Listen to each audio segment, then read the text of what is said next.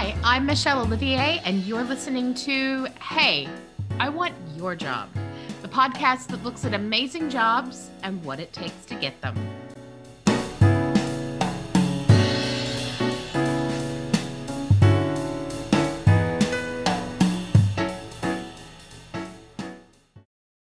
Welcome to Hey, I Want Your Job. And today I've got Julie, and Julie and I have some of the same jobs as we were just discussing, and some very different jobs. Julie, Right. what is your job title? Head bitch in charge? No. That is. I'm the founder and CEO of S02E33 Media and the founder and CEO of the Gutsy Moment Project. So that's Both what are I do. awesome. So we're going to take one at a time. The Gutsy the head bitch in charge bit is the part that we totally have in like same. So let's start talking about media, because that's kind of the straight job, right? So talk to me about that. It's web design. So I started my own marketing company in 2016. Because I was head of marketing for a major music publisher, one of the biggest, indie music publishers in the world. And I was sitting in my Q2 performance review with my then boss, and he said, you know what I like about you, Julie? I know I can always count on you to give it to me straight. And I was like, well, I'm glad you say that, man, because I want to have a conversation about where I'm going in this job. Because, I've been with the company for a long time, and, I've been with the company through some pretty monumental growth, and I don't want to kill myself to claw my way up to the middle, which is a hard conversation to have. And a very scary conversation to have with the COO of a corporation, right? But at the same time, a conversation that needed to be had. Yep. And, he sat back in his chair and he looked at me and he said, whew, the best thing I can tell you is there's no place for you to go in this company. Which is a gut punch, but a real true and honest kindness. Yeah.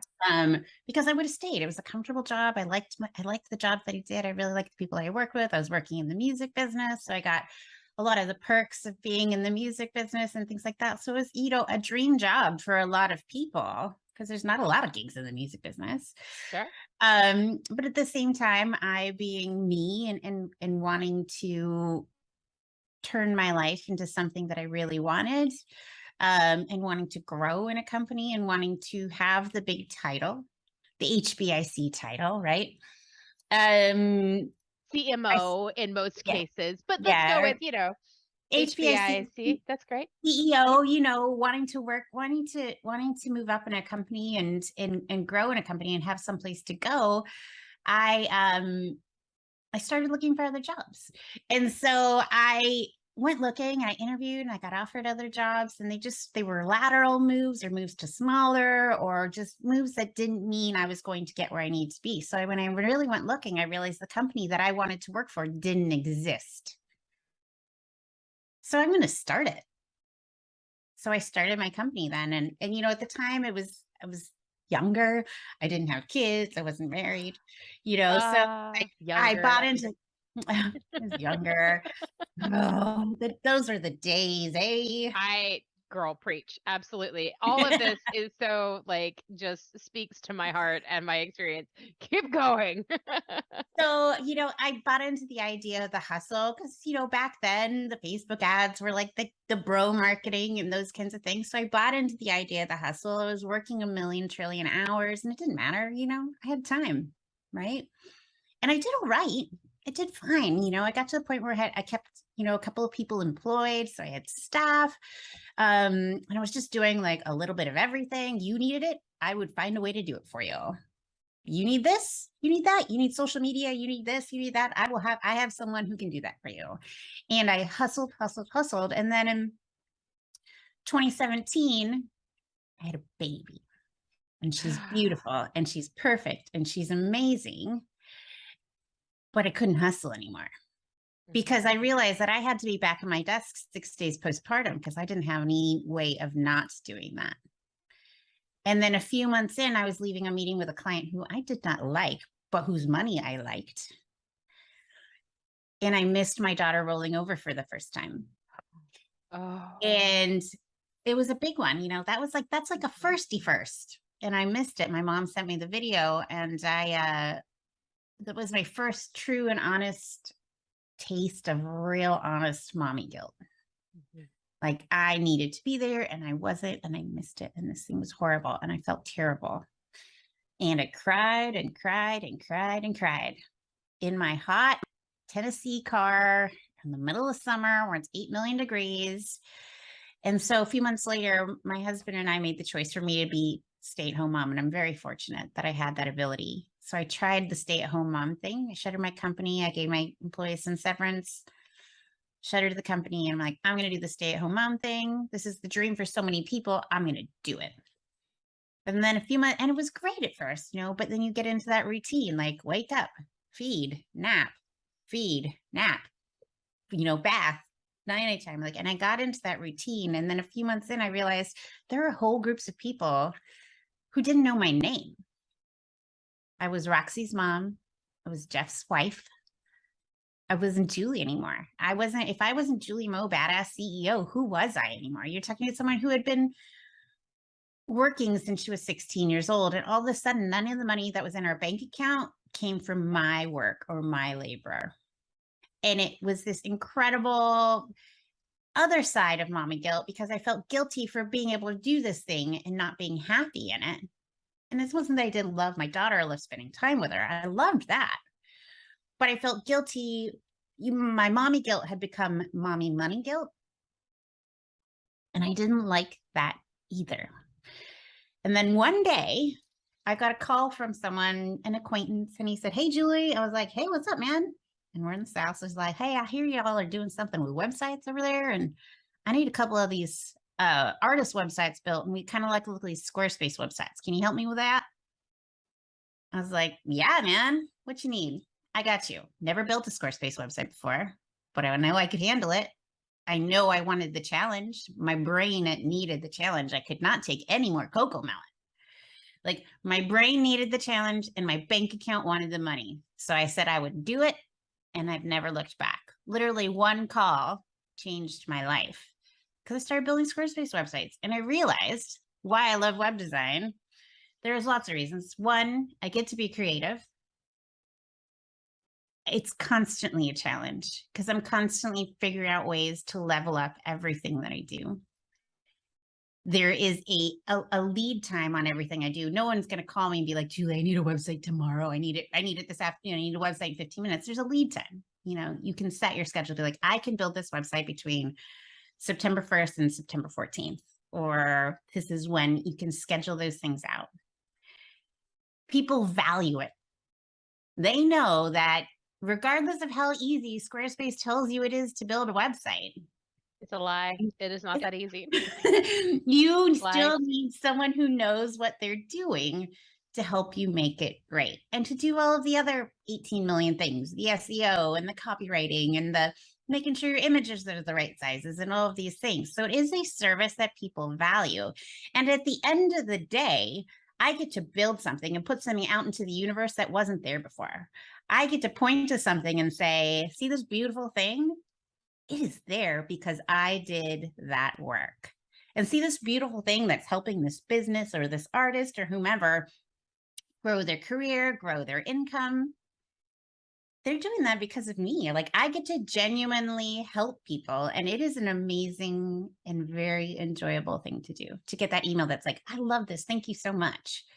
It's So wonderful. you and I are officially best friends because our stories are very similar.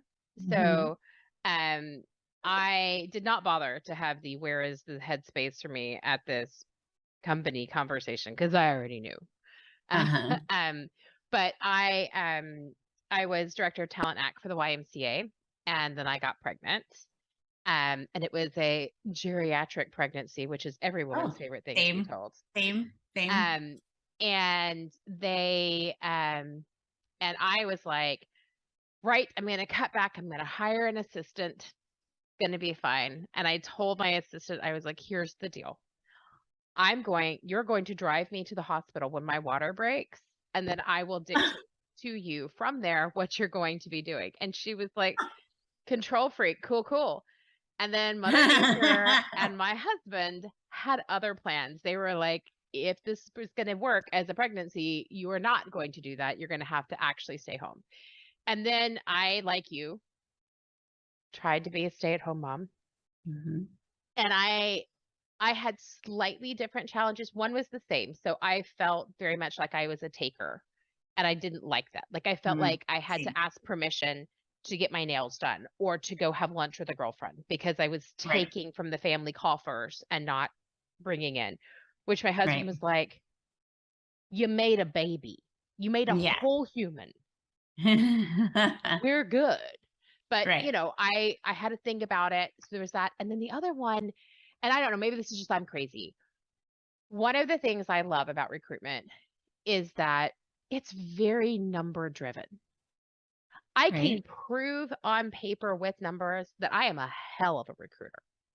I am really good at it. And I have stats, I have I have testimonials, Julie. Right. People that will tell you I'm the best thing in the world. You get none of that with momming. None. Oh, none. No feedback. No KPIs. No quantifiable nothing. You just get whacked and then Yeah. angst with your husband or partner if you're lucky enough to have one, right? And Right. it was driving me crazy because I felt like I'm not any good at this. And I just spent Right. all day doing things that I felt like I wasn't very good at. Yeah. The baby had a fantastic poop today, you know? Yeah. Like does not I didn't even shit in the diaper myself. Like I just leave it when he did. So like, absolutely. And my husband, bless him, is English, where they have Oh, mine actual too. maternity leave. Oh, see, besties. So mine was like 12 months, like, so just do it for the 12 months that's normal. I'm like, I mean, it's normal in your country. He's like, I'm sorry that you come from a backwards country. I am. But also, Mhm. this is healthy. And so I tried and I made it to like 7 months. And there was this day where that baby looked at me and I looked at him and we were like, this again? And we both went to dad and we're like, we're going to have to make some changes. Right. He needs more people.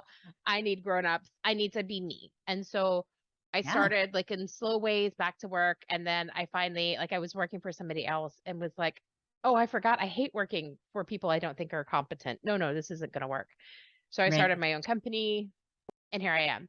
But so Mhm. very, very similar. And I think that so many women feel that way. And so many women feel Right. trapped. And I love your point, the call out about you feel so much guilt when you have the privilege of being a stay-at-home mom, And you turning don't around love and it. saying, I can't do this. This is not for me. I think my daughter's teachers, like every year doing our thing, I'd be like, you're making my daughter's life better, but you're helping me live my best life too. Without you, I wouldn't be as happy as I am because I know that you're wonderful and you're taking care of her and she's happy and she's learning and she's growing. Without you're helping me live my best life as well. You're changing my life Yeah, too. I don't think I wanted to be built to be a stay-at-home mom, but I just was not built to be a stay-at-home mom. same. And I think like to your point about mom guilt, one of the things that my husband and I talked about at the very beginning was that the kind of work that I find enjoyable and challenging is strategic level work. Right. There is no such thing as a part-time strategic level job. That's not a gig. And so I also am self-aware that I am not always good with balance, Julie. I am definitely the kind of person who, like, if I'm gonna do that, I'm gonna do the fuck out of it. So, Right. like, so my days, like, my team gives me a hard time all the time that if I say I worked an 8-hour day, what I mean is I sat down at my computer and 8 hours later I got back up. Mm. Not like I had things generally happening for 8 hours and maybe I got lunch or no. 8 hours straight, I was in back-to-back meetings or on back-to-back projects for that time. And Right. so we were really worried that I would not find the balance with kids.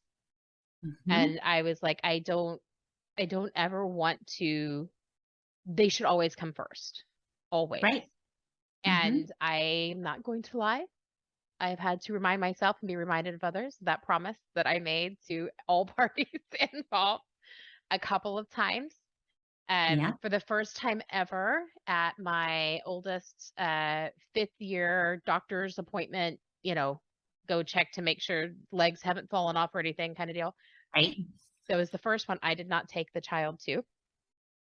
And I cried Right. about letting them down and not being a mom. And then I was like, this is some bullshit. Why have I done all of them up till now?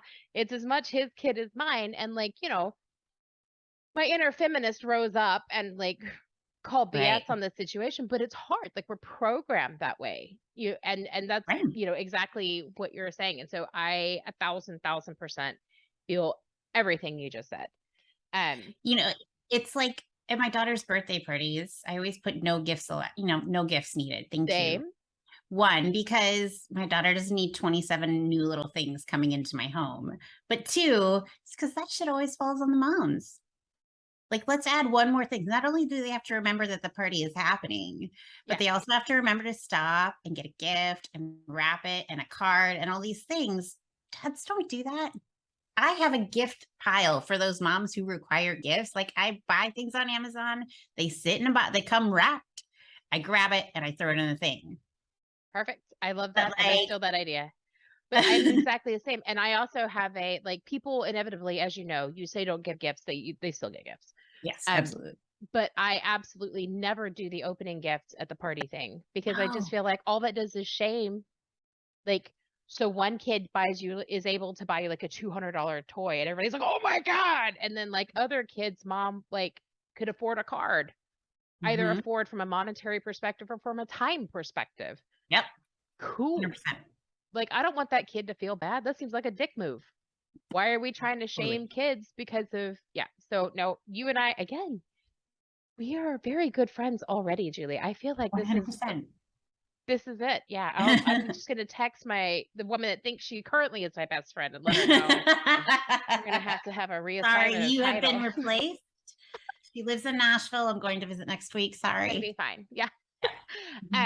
So I want to talk, we're obviously so aligned on the mom stuff. And I know that the Gutsy Moms Project is really aligned to your other work, etc. So I want to talk about that for a minute and kind of get into there, because I have a great question for you. I think that you are uniquely positioned to answer. That is a genuine question, and one that I'm sure you have had a billion times. But in my little company, one of my partners is an artist and very talented. And so she does some graphic design, but she's not like a real graphic designer. She's a ceramicist. So she knows enough art to be dangerous. And our website is in unspeakably desperate need of being updated. And she was like, I've got this. And I was like, I think we should pay somebody to do it. And she was like, that's insane. Why would we do that? I was like, because you don't have any time, but we do have a little bit of money.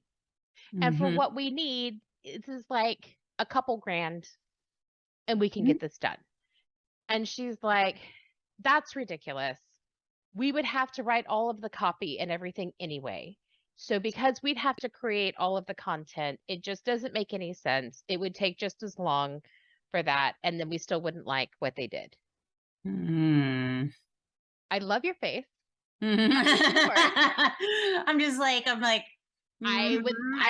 desperate for weigh in on this argument, because it's a genuine, this is an ongoing thing between us. Right. So my way in on it. I mean, I love it when I love it when some of my clients write copy, and it's great and wonderful and they really understand it. Sales copy is a very different thing. So when you're coming at it from a copy perspective, sometimes actually having another person in there and talking to you guys and learning and understanding what you do and coming at it from an outside perspective is a very different thing, and comes out with much better, more streamlined and succinct copy. But web design in and of itself, the copy is, sorry, I'm going on a copy tangent. Yes, go. But you're fine. Yeah. The copy is a very, very important design aspect in your life. And you write copy for websites and sales pages significantly different, and it needs to be written in a format that understands that it needs to look a certain way on a website. You don't want more than 2 or 3 sentences in a paragraph because no one will read it. They'll see a big blob of copy and they're never going to read it. And so I like it when my clients, I really love it when they say, Julie, can you just write the copy for me? And I'll be like, absolutely. Because it does sound like it takes me a really, days and days, but I approach it from an outside standpoint and having the ability to ask all the questions that I need, because your website copy needs to explain what you do so that your 95-year-old grandmother can understand what you do, no matter how technical it is. So if I'm coming from it with a base understanding of what you do, and then getting into dive into it and then writing it out so that it is simple and overcomes objections, great. So that's wonderful. As for the actual web design and development, because there's design and then there's development, which are 2 different things. Yep. As far as, from a web design standpoint, making sure that your website flows visually and goes where the eye of the user needs to go, and not just on desktop, but also on mobile, so that works and functions beautifully, is very important. I like to build websites. I call them, I say they're very simple. I try to avoid certain things. I don't love tons of movement for the sake of movement. I don't like anything that flashes. I like my websites to be simple, and I like my websites to convert. And then the other side of that coin is there's so much on the back end of a website build that if you don't do it properly, you might have a website that is gorgeous on the front end that nobody ever fucking sees. Okay. So because your SEO will be wrong, you won't have your things set up, you won't have your tags set up, you won't have your alt tags set up. Maybe your website will look great for you, but when someone who's looking at it with a reader because they've got a disability, it won't work for them. And so you've got a website that all of a sudden doesn't work for everybody. And that's what you want. You want a website that works for everybody. And you having someone who's built 80, 90, 100 websites, I don't know, who's built a lot of these websites, who's already honestly made the mistakes that you have yet to make.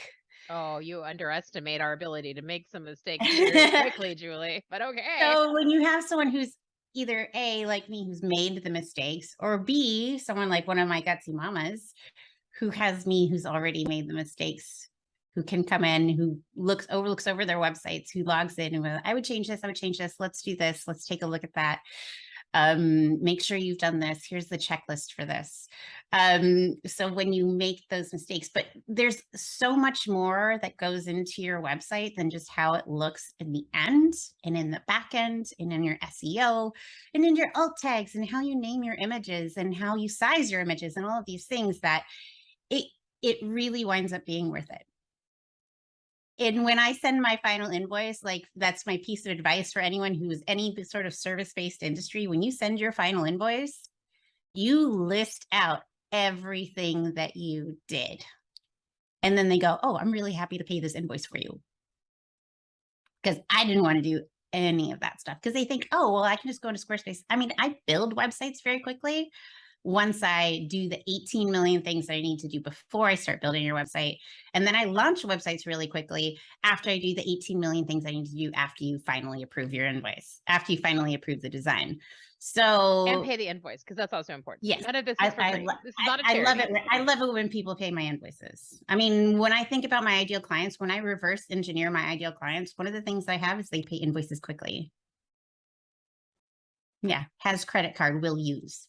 So that's a good question for a small business. One of the things that I think most small businesses struggle with is the whole net 30, when do people pay, do they pay, etc. And so a lot of people, especially who do creative work like what you do, charge up front at least a percentage. Yep. But then there's always pushback around that, like, why am I going to pay you for something you haven't done yet? So when we offered B2C services, when we offered resume writing, interview prep, any of that, the answer was, until you have paid, we do nothing. We do not need to see your resume. We do not need to, we care nothing about you until you have Yeah. paid your bill, because I am not going to do all this work and then wait on $500. No, no, no, no, no. No, I do the same thing. I'm a 50% upfront. I do another 20% at a certain date. It's not based on delivery because my work is oftentimes very contingent upon the client doing their job first. I need them to deliver images, copies. I need answers for things before I can do anything for them. And then it's based on dates. But I do have them do a percentage upfront and then 30% and then final percentage. And then they don't get access to their website. I don't transfer ownership to their website until they've paid their final invoice. Until then, it's mine. And I'm very upfront about this. It's all. I very highly recommend setting very clear and honest in writing boundaries with my clients. I tell them when I work, when I'm available, how they pay me, how they can get a hold of me, how we're going to do this, if we're doing it in Google Docs, if we're doing it on Slack. And I'm very clear with my payments and my boundaries. And I feel like it's really important. It shows them how much I value my time. In explaining that to them upfront, my time is valuable. You pay a 50% deposit at time of contract to hold time in my calendar. You get this many amounts of revisions. Otherwise, it is an additional amount. You get this, this, and this. Otherwise, it is an additional amount. If you are late in delivering what you need to deliver, let me know. I mean, usually it's fine. Life happens. I get it. I'm a mom. But if you don't deliver and you're not doing your job, you're going to pay a fee to reschedule into my calendar. Because I'm good at my job. I'm busy. My time is valuable. I could be hanging out with my kid on the couch, or I could be building your website. Right. So you're paying for my time away from my child. Yeah. I feel you. We have a client recently. So we have a policy that if you put time on my calendar and you cancel with less than 24 hours notice, you still pay for that meeting. And my fee is $150 an hour. So, and my teams, so if you have a meeting with our whole team, and so that is 80 times 3 is 240 and me is 150. So that's what, $430. If you choose to cancel at last minute a meeting with me and my team, you're going to pay $430 because you took that real estate off of our calendar. We could have used that time to bill for somebody else. You claimed it. You claim it, you pay for it. And we had a client who was like, but I canceled that meeting. Why am I paying for it? Because you still put it on my calendar. Right. You pay for the privilege, my friends. Like, I'm not trying to tell you how to manage your time, but I value mine and my calendar books up really far in advance. And so you took an opportunity from somebody else by doing that. So you still have to pay for it. That's how all this works. So I 1,000% feel you. Like, there's a bunch of shit I didn't do because I had a meeting with you on my calendar. Yeah. And like I said, boundaries are, I'm a very kind and loving person, but I set boundaries like a motherfucker. Everybody.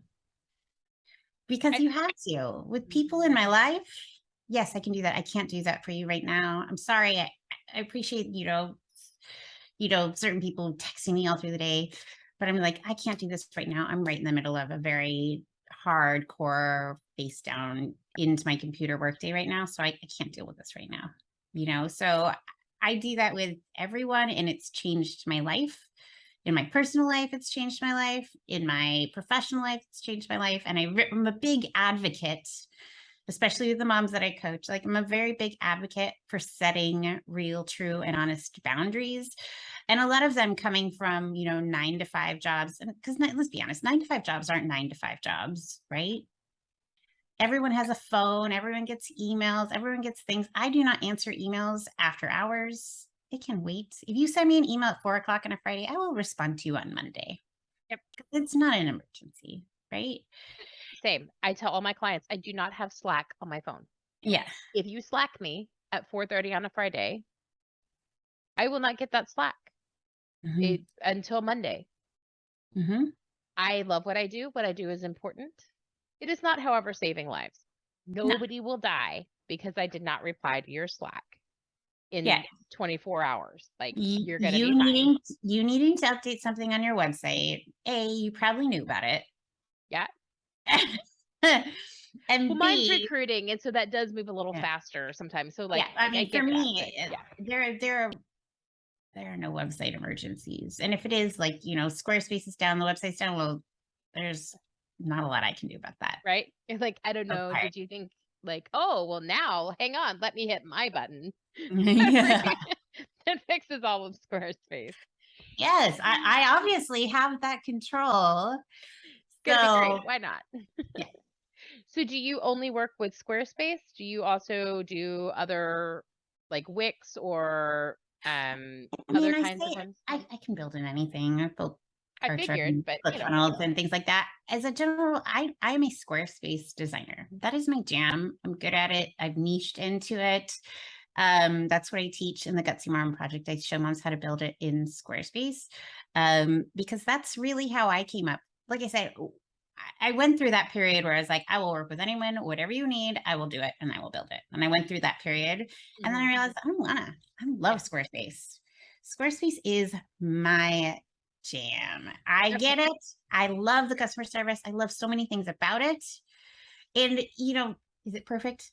No, but no website builder is perfect. Yeah. They've Yeah. all got that annoying snafu where you're just like, oh my God, why didn't anyone think of this? Why is this dumb thing happening? Because, like I said, I've tried them all. ClickFunnels, all the funnel builders, lead pages, Kartra, all of them. And none of them is perfect. So sometimes you just have to go with the one you're like, I'm doubling down on this one. And this one makes my life better this way. That's I'm really interested in your why for that because I can tell you're very thoughtful and you have clear reasons. Mm-hmm. And I'm wondering if I have missed something because I one of my clients just decided that Squarespace is the worst and is moving to Wix. And ours is built in Wix because Mm-hmm. Wix was easy enough that even I could build the Mm-hmm. original one. So why is what did Squarespace do to become your one true love? What Squarespace do you know, Sheila? I find that, like, I can look at a lot of websites and be like, this is a Wix website. Mhm. And there's something about, I mean, for me in Wix, I'm not trying to say anything negative about your website, but I find that there's something about it that I can tell. I find visually, for me as a visual person and as a visual person, I find that Squarespace websites are more beautiful. I feel like Squarespace came from a place of originally building websites for photographers. So photographers could have beautiful websites because they need a visual person selling something very visual. They needed beautiful websites.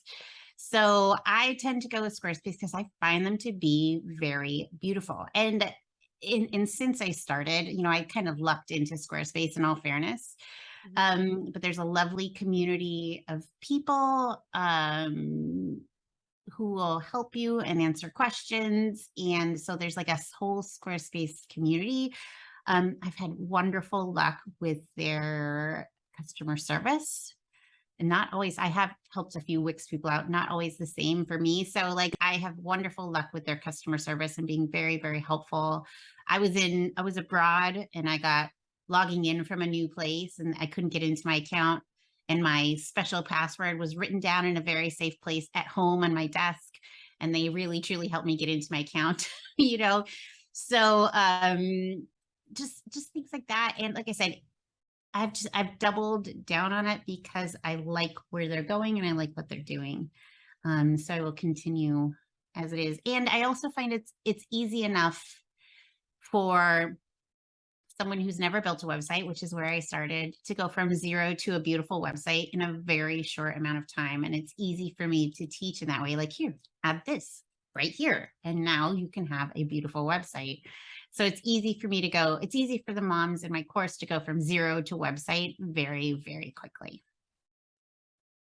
Exciting. So talk to me about the Gutsy Mom Project now. So we Sure. talked about, you know, Julie, web creator extraordinaire. So let's Right. talk about the Gutsy Moms and what that project is and how that works. Sure. Well, the Gutsy Mom Project I started in 2019 after I had my daughter because I figured out that other moms would probably want to do the same thing.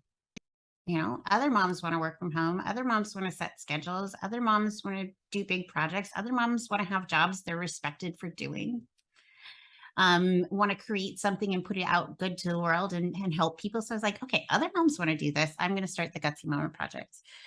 And so the Gutsy Mama Project is a course and a coaching program where I basically give moms kind of a business in a box of everything they need living through my insanely expensive mistakes, because I've made some whoppers that have cost me money, so I can help them work through that and also work through some of, I think we all suffer from a little bit of perfectionism, so I think sometimes when you're starting a business, not everyone is naturally inclined to kick their own ass into gear. So occasionally you need a little bit of WTF, man. Why? Sometimes, they occasionally need permission. You have my permission to fire this client. They're a bad client. They are making you unhappy. You have my permission to fire them and find someone else. Right? Yep. You have my permission to just launch this website. It is fine. Stop. What are you doing? What? There is no such thing as perfect. Quit trying for it. So, it gives them sometimes too, we all need a little bit of accountability, because it's easy for us as moms, I think, to sometimes be like, oh, well, my kid, I couldn't, and that happens. But at the same time, sometimes you need some accountability to be like, you need to send this to me by Tuesday. And my kid happened. Now I need to tell you. And I think that with moms, there can be a lot of, oh, I don't want to say I can't do this because something's come up with my kid. And if we're being fair, sometimes it's hard to know what is really a thing I can't do anything else because of my kid. And what are things that I would rather not do something else because my kid, right? So 100%. My kid has a tummy bug. Okay. That does not necessarily mean that you can't do something. It means that your kid is home. It means that they may be drinking ginger ale and watching Pokemon. It may mean that other mom or dad is, like there's a whole list of like things. And I think that, I can see how having a collective that is in a position to call bullshit a little bit more. I'm like, hey, I'm a mom too. I've got sick kids too, but also the thing that you're talking about is a 30-minute deliverable. If you just sat down and did it, it would be done. Yeah. Or even just saying, okay, I understand how you're feeling, but what are you going to do about that? Yeah. You don't feel confident about this aspect of your business. Great. What are you going to do about that? Do you need me to tell you what you need to do about that? Or do you already know? I don't feel comfortable with coding. Okay. So what do you need to do about that? You need to practice. Right? Or you have to only ever take projects that never require you to code, which seems not like a thing. Yeah. You want to charge $8,000 for a website? Well, here you go. But I'm going to show you and walk you through it. You've got a resource right here. Hi, my name's Julie. I don't know if you know this, but you're paying for my time. I mean, I love it when I've got moms who 3 years later are still jumping on coaching calls every week, which is great. And you're welcome to jump on a coaching call with me and just come for the juice. I love it. But I'd really love to help you build your business. I think that's incredible. And so how does the Gutsy Mom Project work? Do they pay for your time as a package and then is it a percentage of residuals over a certain amount of time? Like what does that look like? It's a course and you get 12 months of group coaching calls with me. So show up when you can, show up when you need to. I am here every Wednesday at 11:30, ready and willing to jump on a call and help solve whatever problems I possibly can. I mean, we get into a lot of other things. There's lots of other things outside of Squarespace that we'll dive into. Zaps and email marketing and writing and all sorts of things. But, I try to help as much as I can. Because I've done a lot of things. I was head of marketing for a corporation, so I've got a few things in my wheelhouse. A few, Um, yeah. uh, Been around a few but blocks. yeah, I was an audio engineer. I ran a recording studio, like you name it. I've done some things, and I love trying to help them figure out problems. I love trying to help them figure out how to solve problems for their clients, um, while also setting boundaries and letting them know, like, hey, it's okay to say no to that. Like, if you don't want to set all of these things up in systems for your clients, you just want to build their website, it's okay to say, I'm a web designer, but maybe I can help you find someone to help you with that, you know?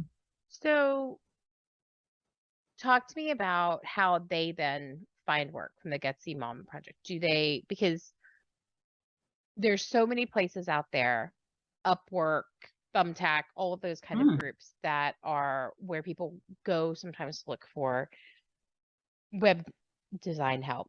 I have very strong opinions on the mm, relative merits of Upwork, Thumbtack, Fiverr, all of mhm. kind of the big ones. Very strong opinions. I know you're not surprised to hear that that would be the case. Ah. Um, I would like to hear your thoughts. Like, do you recommend that they go to any of those places? Is it more like, you know, You know, Google I placement? am How do you? I am consistently and always trying out all of the ways and all of the things and new places to try and find work because it's just something else I can show and teach, right? Sure. So I've tried the Upworks, I've tried the Fivers. I find that it's for me personally, Upwork and those kinds of things are not worth my time. All of my best work has come from referrals and web, SEO, real, true, honest, long-term strategies. When you're just starting out and you're willing to take a little less money than I am, that's probably a good thing. If you want to get some people under your belt, that's probably a great thing. Um, I do not have the time to dedicate to it now as a person to make that worthwhile for my cost benefit and return on investment is the nicest, kindest way to say that. There are people who make great livings off of some of these services. I'm just not one of them. I find that for me and how I work, they do not value my time in the same way that I do. Now with the Gutsy Mama Project, I tell this to everyone. Your first clients will come from your warm market because those are the people who already know you're smart and brilliant and talented. Those are the people who already know that you want to succeed, and they want you to succeed. So I always tell them your first client, and it has been pretty much universal that their first clients all come from their warm market and referral basis from there. And your warm market is also to the people who might be a little gentler. If you take a little bit longer to learn how to do something, they know that you're learning, they know that they're growing, and they want to support your business. And then, from your warm market, you are going to start creating your long-term strategies for marketing, because you need a long-term strategy and a short-term strategy. So whether for you, if that's going to be TikTok, or it's going to be Pinterest marketing, or it's going to be SEO, it's going to be your blog, it's going to be whatever it is you're going to do, you're going to have long-term and short-term strategies and networking. And really the key, and I think that's why so many new businesses fail, is you just have to put yourself out there. However you're going to do it, launch your website and start telling people. And it's super scary to tell people when you're launching a new business. It's super duper scary until you start getting that feedback and you start making a little money. And then people are like, okay, I got this.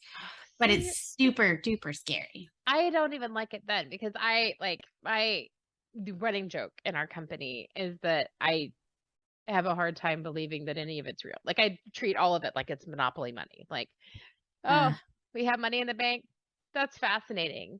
What a great hobby we all have. And they're like, right. we have a whole team of people that like pay all of their bills from this work. I Mm-hmm. was like, I don't hear that. I did. This is just a nope. I can't. And it's like there's this huge imposter syndrome for me around the fact Oh, that, yeah.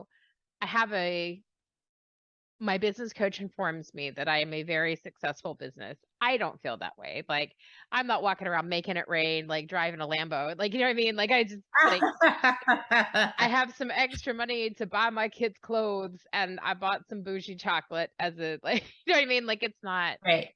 like Mhm. insane.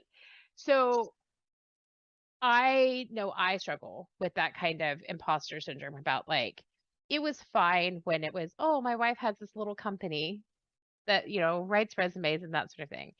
And now it's, oh no, my wife has this company that does this, this, this, and this, and has many clients and employees and it's a lot and it's terrifying. And like, there's this huge voice in my head that even though I have run bigger teams than this, managed larger budgets, had Mhm. higher workloads, all of that previously in my career, I Mhm. still, that part screams at me. Yeah. Now that we are besties, Julie, Yeah. does that ever happen to you as well? And if so, how do you deal with it? I don't think it does. No, you're just too good of a badass. Damn it. No, I mean, I don't think it's that. I think I just sort of went into, uh, I, I think I just immediately changed my title to founder CEO. And that that was it. I mean, it was harder for me for a while to define what it is and what I did. And then Mhm. I niched in web design. I'm like, I'm a web designer, founder, CEO, mom coach, badass. Um, and so for me, it became it is my business. I mean, I'm a solopreneur. I do it, pretty much on my own with the occasional help of a virtual assistant or things like that. But I'm a solopreneur. And so and I think, like I said, I like web design because at the end of the day, I can point to this is my website. I built this website. My name is at the bottom. So I have like something very tangible at the end of the day, aside from like a transfer into my bank account. At the end of the day, for me, there is something tangible that I put out into the universe. Um, I that, I have tangible things. I have people that I put in jobs where they still work yeah, and they like, so I feel you. Like, I absolutely, I literally change lives in my role if I wanted to get, yeah, highfalutin 100%. about it. But I do. Like, I get people jobs, and because of a lot of things about how I work, I get to get people seen and give them chances with hiring Yeah. managers that they wouldn't have had otherwise. I And mean, so, I sometimes feel some imposter syndrome. Like when I get calls from bigger companies, like a bigger company that might like go, to a full stack, yeah, yeah, whatever, yeah. whatever, Coca-Cola whatever. calls and they're like, Julie, you seem great. Redo our website. And you're like, oh, shit. Oh, snap. When you're like, Okay. every time I raise my prices or like I send an invoice or I send a proposal, I'm like, wow, every time I send my biggest proposal, there's always that moment where I'm like, okay, all right. Yeah. So I definitely will get a little bit of the imposter syndrome there. And I think that's kind of just natural. I had a wonderful business coach, and maybe she's a part of it, where she's like, listen, imposter syndrome never goes away. It is always going to be there. And as soon as you conquer that one thing you had imposter syndrome for, you're going to have the next milestone that you're going to have imposter syndrome for. So you just have to just keep pushing. And maybe it's there and I'm choosing to ignore it because it's there. It's just, and I think we as women suffer from it more. You know, Dudes don't have that problem when they start companies, right? Yeah. Yeah. And And, we're not buying Lambos and that kind of stuff. We're buying baby crap and paying for private Montessori school school. education. We Yeah. can't post a photo in front of it.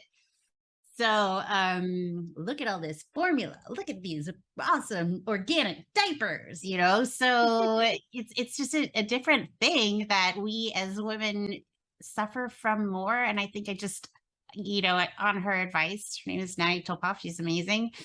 I just accept that it is what is in my life and then force myself to do it anyway. I like it. That's what you got to do. That's all we can do. And that's what I've got a daughter. I've got to show her that. And I've got 2 boys, which means I have to teach them that I am just as capable. Yeah. As anybody else. Absolutely. And daddy is also very good at cleaning the house, like. Oh no, daddy is terrible at cleaning the house. See, like, my really husband is appreciably bad. All of this started, honestly. So not only, in addition to all the emotional stuff about needing to go back to work, genuinely our agreement was, look, I'm just going to do enough work that we can afford a maid, because I hate housework. Me too. And he is terrible at it. And I was like, we're going to need to have a housekeeper. Like, I was like, even if it was just like once a month, if I could just afford one once a month to really clean, so that the rest of the time I just have to kind of move the dog hair around and pick up toys. Like, I can do that. And so then it was like, wow, but now it looks really bad the other 3 weeks of the month that they haven't been. So it's like, okay, I'm just going to make enough that they can come every week. And so that was the initial promise. And so every time I'm like, I don't know if we make enough, blah, blah, blah. My partners are like, can you afford your maids for the rest of the month? I was like, shut your face. Yeah. I cleared that money in like month 2 for the year. And they're like, then we're good here. Fine. Be that way. So yes, I feel you. I cannot believe it, but we are already out of time. You're such a delight to talk to. So what have I not asked that I should have asked?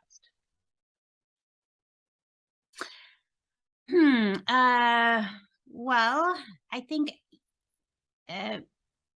my best piece of advice is always just launch. Just put yourself out there. And I can't say this enough to enough women, especially.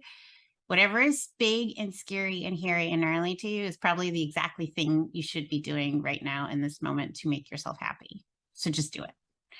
And then if you are a mom who's interested in learning how to build websites, please do contact me, because I would love to help you build a life and a career that you really, truly, honestly love. It is my chief joy in life. It was what I was meant and put on this planet to do. So my name is Julie Moe, and I would love to help you with that. Amazing. And all of those links will be in the show notes to make it easier for people to reach out to you, and they can see how amazing your website is and be like, oh, I could do that. and go from there. Fabulous. Thank you so much for being with me today. I really appreciate it. Oh, it's been an absolute pleasure. Thank you so much. You've been listening to Hey, I Want Your Job. For more information on how you can get your own awesome job, visit ONH Consulting at www.onhconsulting.com. We offer incredible resumes, no-nonsense career advice, and real-world tips for landing a job in today's market. Check us out on LinkedIn, Twitter, Facebook, and Insta for more insider information. Soon, you'll be hearing us say, I'm Michelle Olivier, and hey, I want your job.